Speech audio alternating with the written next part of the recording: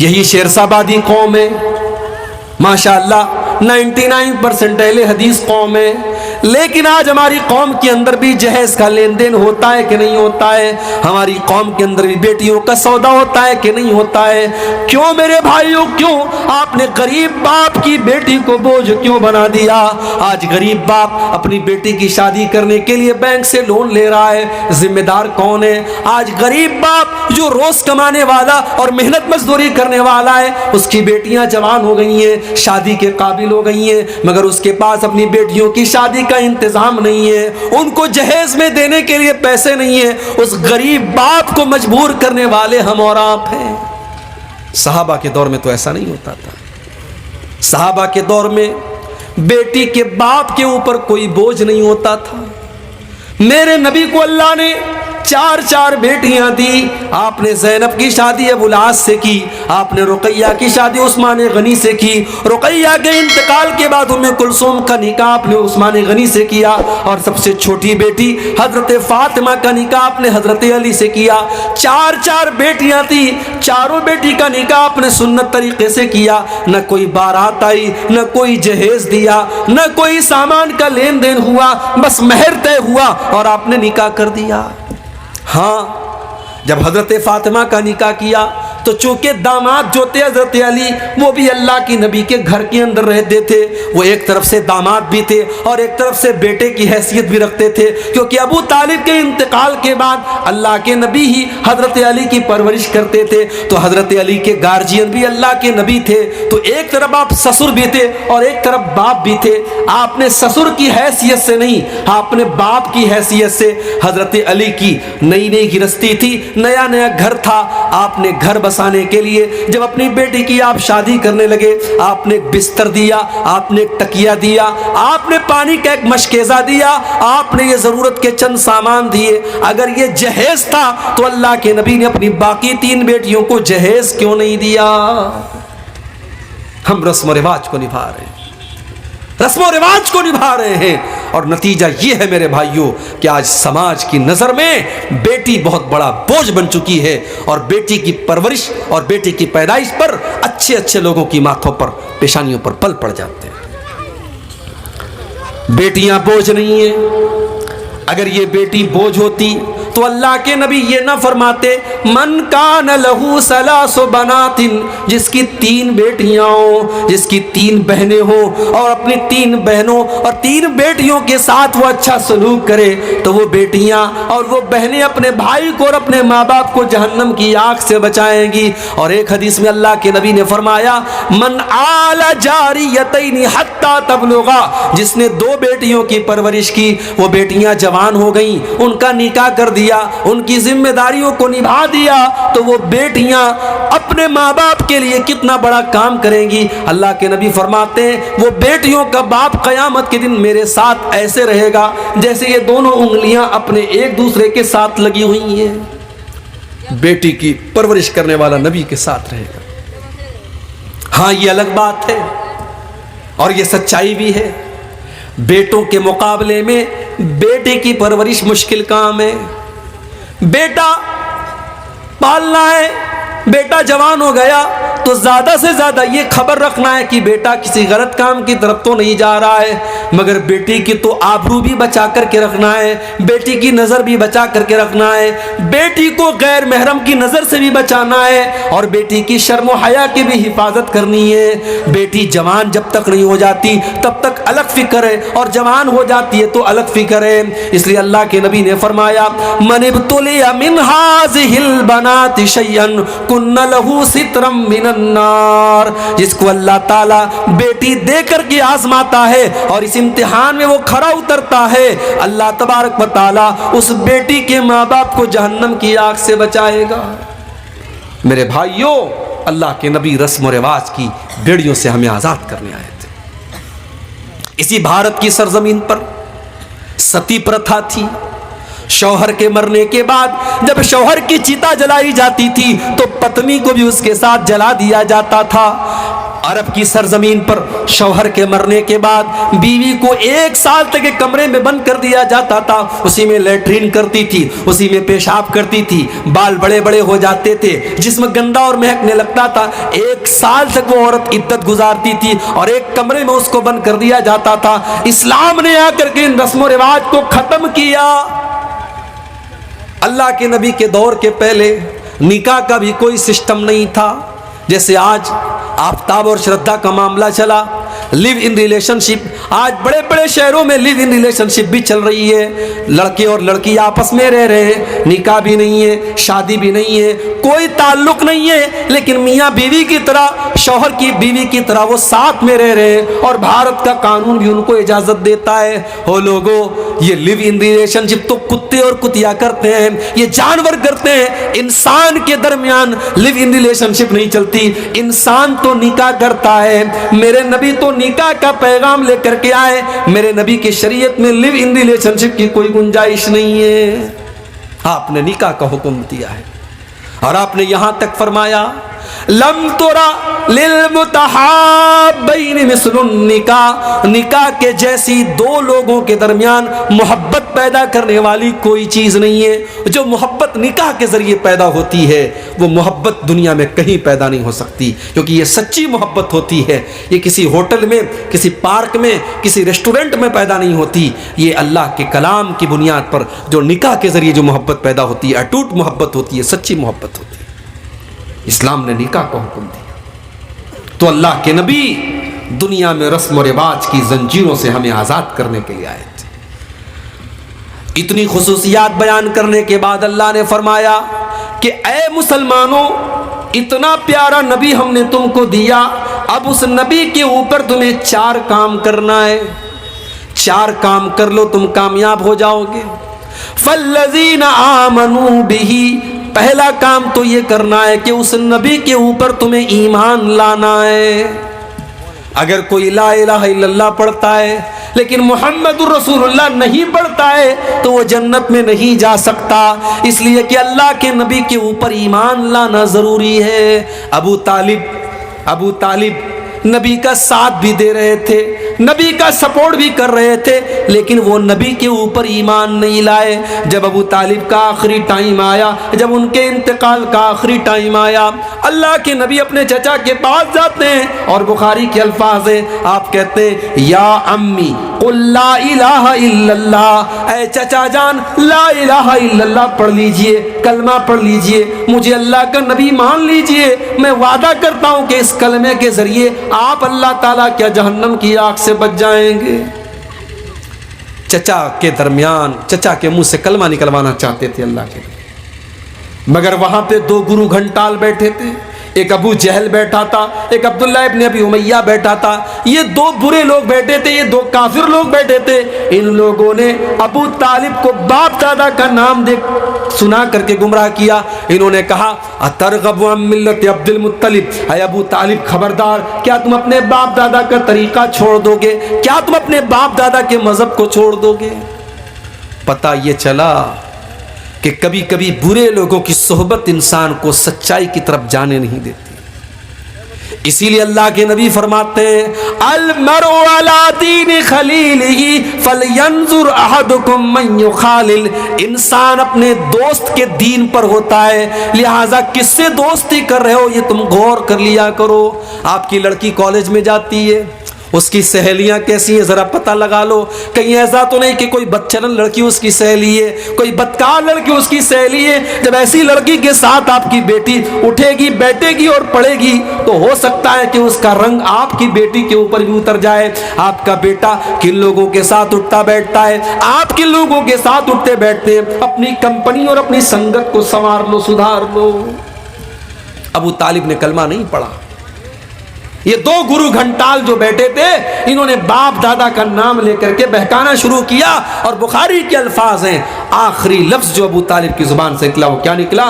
علی ملت عبد المطلب، میں عبد المطلب کے مذہب پر دنیا سے جا رہا ہوں۔ کلمہ نہیں پڑھ پائے۔ اللہ کے نبی کہتے ہیں میرے چچا ابو طالب بھی جہنم میں جائیں گے، انہوں نے میرا ساتھ دیا تھا، ان کو ہلکا عذاب دیا جائے گا، ان کو جہنم میں آگ کی جوتی پہنائی جائے گی جو پیر میں پہنی جائے گی اور دماغ اس سے کھولے گا۔ یہ سب سے ہلکا عذاب ہوگا جو ابو طالب کو دیا جائے گا۔ ابو طالب کے قصے نے حقیقت کھول کر رکھ دی، ابو طالب کے قصے نے حقیقت کھول کر رکھ دی، نہ ہو آنکھیں تو گھر کی روشنی سے کچھ نہیں ہوتا۔ اللہ کے نبی کے چچا ہیں مگر نبی کے اوپر ایمان نہیں لائے، تو پہلی جو شرط ہے وہ ایمان ہے۔ ہمارے یو پی کے اندر ایک جگہ ہے فتح پور، الہ آباد اور کانپور کے بیچ میں ایک جگہ ہے فتح پور، وہاں کے ایک بہت بڑے سوامی جی ہیں، سوامی جی کا نام ہے سوامی لکشمی شنکراچاریہ۔ بڑے بڑے جلسوں میں ان کو بلایا جاتا ہے، فلائٹ کا ٹکٹ دے کر کے، ہزاروں لاکھوں کی رقم دے کر کے مسلمان ان کو جلسوں میں بلاتے ہیں۔ سوامی جی جلسے میں آتے ہیں، بڑی اچھی تقریر کرتے ہیں، اللہ کے نبی کی تعریف کرتے ہیں، مسلمان بیچارہ خوش ہو جاتا ہے، ارے یہ تو سوامی جی ہیں، یہ تو پنڈت جی ہیں، ماتھے پر ٹیکا لگائے ہوئے اور یہ اسلام کی تعریف کر رہے ہیں، ہمارے نبی کی تعریف کر رہے ہیں۔ سوامی جی تقریر کر کے تعریف بٹور کر کے اور فلائٹ کے ٹکٹ کو لے کر کے چلے جاتے ہیں، لمبا چوڑا پیسہ لے کر کے چلے جاتے ہیں۔ او لوگو، ہماری عوام کتنی نادان ہے، ہماری عوام کتنی پاگل ہے کہ وہ اپنے مولویوں اور اپنے علماء کے منہ سے بھی اپنے نبی کی تعریف سننا نہیں چاہتی، اسے نبی کی تعریف بھی کسی سوامی کے منہ سے اچھی لگتی ہے۔ میں کہتا ہوں اگر سوامی لکشمی شنکراچاریہ کو اسلام اتنا ہی پسند ہے اور اللہ کے نبی کی سیرت اتنی ہی پسند ہے کہ وہ جلسوں میں گھوم گھوم کر کے تقریر کر رہا ہے وہ انسان، تو وہ اسلام قبول کیوں نہیں کر رہا ہے؟ ایک صاحب بتانے لگے اسی بہار کے کہ ایک جگہ میں نے سوامی جی سے پوچھا کہ آپ اللہ کے نبی کے اوپر ایمان کیوں نہیں لاتے؟ تو سوامی جی کہتے ہیں یہ میرے اور میرے رب کے بیچ کا معاملہ ہے، یہ آپ کے اور آپ کے رب کے بیچ کا معاملہ نہیں، یہ آپ کے پیٹ کا معاملہ ہے، یہ آپ کے پیٹ کا معاملہ ہے۔ جسے نبی کی تعریف کرنا ہے، جسے اسلام کی تعریف کرنا ہے اور جسے اسلام اتنا پسند ہے کہ پورے بھارت میں گھوم کر کے وہ اسلام کی تعریف کر رہا ہے، وہ اسلام قبول کیوں نہیں کر رہا ہے؟ اس کا مطلب وہ ایک بہروپیہ ہے جس نے اس کو ایک پیشہ بنا لیا، ایک پروفیشن بنا لیا، ایک دھندا بنا لیا کہ مجھے اپنے حلقے میں اور اپنے لوگوں میں تو کوئی نہیں پوچھ رہا ہے، چلو مسلمان اپنے جلسوں میں بلا رہا ہے اور میری ایک انکم چل رہی ہے، چلو میں اسی میں لگا رہوں گا۔ تو نبی پر ایمان لانا یہ شرط ہے میرے بھائی۔ فالذین آمنوا بہ، جو لوگ نبی کے اوپر ایمان لائے، وعزروہ، اور جنہوں نے نبی کا احترام کیا، نبی کا سمان کیا۔ نبی کا سمان بھی آپ کو کرنا ہے۔ بہت سارے لوگ کہتے ہیں کہ صاحب نبی ہمارے جیسے تھے، ہمارے بہت سارے دوسرے بھائی کہتے ہیں کہ یہ اہل حدیث لوگ نبی کو اپنے جیسا بولتے ہیں۔ سن لو، جو نبی کو اپنے جیسا مانتا وہ اہل حدیث نہیں ہے۔ اللہ کی قسم نبی ہمارے جیسے نہیں تھے، نبی انسان تھے مگر ہمارے جیسے نہیں تھے۔ ہم جب سو جاتے ہیں ہماری آنکھیں بھی سو جاتی ہیں، ہمارا دل بھی سو جاتا ہے۔ اللہ کے نبی فرماتے جب میں سوتا ہوں تنام عینی ولا ینام قلبی، میری آنکھیں سوتی ہیں مگر میرا دل نہیں سوتا، دل نہیں سوتا ہے، آنکھیں سوتی ہیں۔ اللہ کے نبی نماز پڑھا رہے، صحابہ سے کہتے اپنی صفیں سیدھی کر لو، فَإِنِّي أَنظُرُ مِنْ وَرَائِي، میں اپنے پیچھے بھی دیکھتا ہوں، پیچھے بھی دیکھتا ہوں۔ اللہ کے نبی صحابہ سے کہتے ہیں میں غصے میں بھی کوئی ایسی بات نہیں کہتا ہوں جو حق کے خلاف ہو۔ آپ کے پسینے سے خوشبو آیا کرتی تھی، آپ کے اوپر آپ کی مٹھی میں کنکر کلمہ پڑنے لگتا تھا اور پیڑ اور پودے آپ کو سلام کرنے لگتے تھے۔ آپ کا سینہ چاک کر کے آپ کے دل کو زمزم سے دھویا گیا، آپ کو معراج کے اوپر لے کے جایا گیا۔ آپ ہمارے جیسے نہیں تھے میرے بھائیوں، آپ انسان ضرور تھے مگر اللہ تعالیٰ نے بہت ساری وشیشتاؤں سے اور بہت ساری خصوصیات سے آپ کو نوازا تھا۔ لہٰذا جو لوگ یہ کہتے ہیں کہ نبی ہمارے جیسے تھے وہ اپنی غلط فہمی دور کر لیں۔ اللہ کے نبی مقام اور مرتبے اور درجے میں اور خصوصیات میں ہم سے بہت الگ تھے۔ ہاں انسان تھے آپ، اگر کوئی آپ کو انسان نہیں مانتا ہے تو یہ اس کی بہت بڑی غلطی ہے، یہ بہت بڑی نادانی ہے۔ تو پہلا کام کیا کرنا ہے؟ بولو بھائی، نبی پر ایمان لانا ہے، اور دوسرا کام کرنا ہے نبی کا آپ کو سمان کرنا ہے، نبی کی عزت کرنی ہے، نبی کی رسپیکٹ کرنی ہے۔ مگر یہاں ایک چیز نوٹ کر لیجئے، نبی کا احترام اور نبی کا سمان اپنی جگہ ہے، مگر نبی کے مقام کو اتنا نہ بڑھاؤ کہ ان کو اللہ کے مقام تک لے کے چلے جاؤ۔ عیسائی لوگ بھی تو حضرت عیسیٰ کو مانتے ہیں، بہت مانتے ہیں، مگر ان کی محبت ان کے کام نہیں آئے گی، کیونکہ وہ عیسیٰ علیہ السلام کو سن آف گاڈ مانتے ہیں، اللہ کا بیٹا مانتے ہیں، اور یہ بہت بڑی گالی ہے جو وہ اللہ کو دیتے ہیں، اس سے بڑی گالی اللہ کے لیے کوئی نہیں ہو سکتی۔ اسی لیے اللہ کے نبی فرماتے لا تطرونی کما اطرت النصارى عیسی ابن مریم، او لوگو تم مجھے اتنا نہ بڑھانا جتنا عیسائیوں نے عیسیٰ ابن مریم کو بڑھایا تھا۔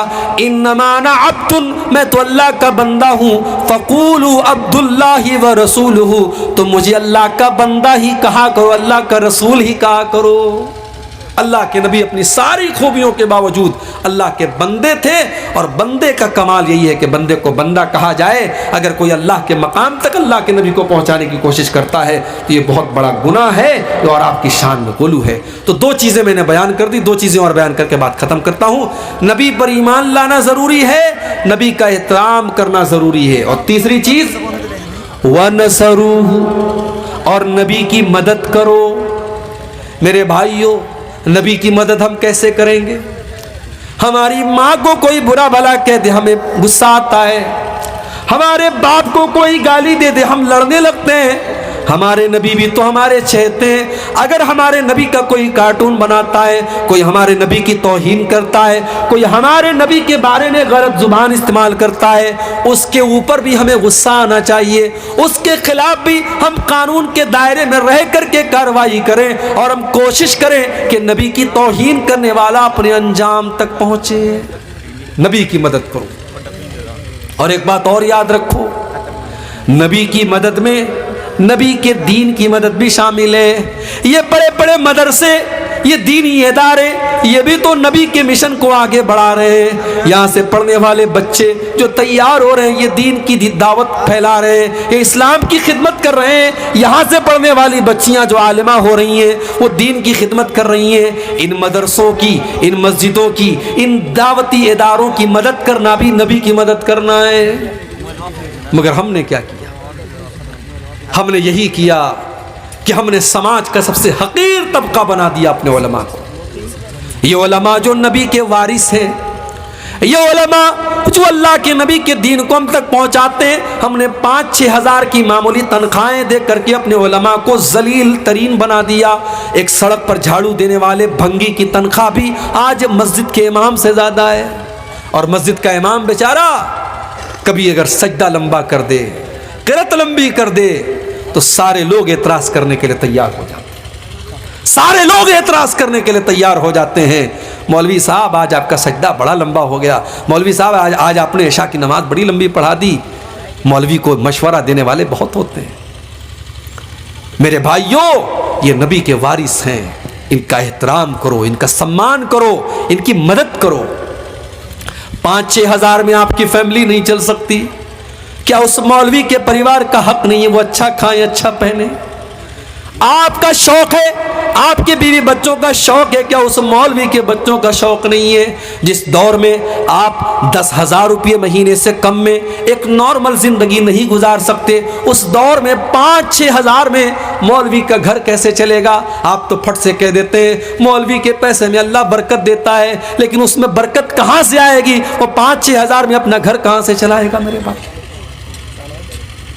اسی کٹیہار میں تنپنیا میں پروگرام تھا، میں نے تقریر میں بات اٹھائی تھی، بہت وائرل بھی ہوئی تھی۔ میں نے کہا تھا کہ آج مسجدوں میں اور مدرسوں میں مولویوں کے، اماموں کے لیے ہمیں ایسے کمروں کا انتظام بھی کرنا چاہیے جہاں فیملی کے ساتھ وہ رہ سکیں۔ یعنی سوچو، ہمیں اور آپ کو اپنی فیملی کے ساتھ رہنے کا حق ہے، ہمیں اور آپ کو اپنے بچوں کے ساتھ رہنے کا حق ہے۔ مولوی بیچارہ جیتے جی اس کی بیوی بیوہ بن کر کے زندگی گزارے، اس کے بچے یتیم بن کر کے زندگی گزارے، یہ کہاں کا انصاف ہے میرے بھائی؟ ہم نے ممبئی میں دیکھا، اسی بہار اور جھارکھنڈ کے لوگ وہاں مسجد میں امام ہیں، بیچارے فیملی بہار میں ہے، فیملی کشن گنج میں ہے، ارریا میں ہے، پورنیا میں ہے، 6 مہینے پر ایک بار آتے ہیں، بچے باپ کا چہرہ 6 مہینے میں ایک بار دیکھتے ہیں، بیوی شوہر کا چہرہ 6 مہینے میں ایک بار دیکھتی ہے۔ کہ یہ افسوس کی بات نہیں ہے میرے بھائی؟ ہمیں اپنے مولویوں کے لیے، اپنے ائمہ کے لیے، اپنے اساتذہ کے لیے فیملی کوارٹر کا انتظام کرنا چاہیے۔ جو حق ہمارا ہے وہ ان علماء کا بھی ہے۔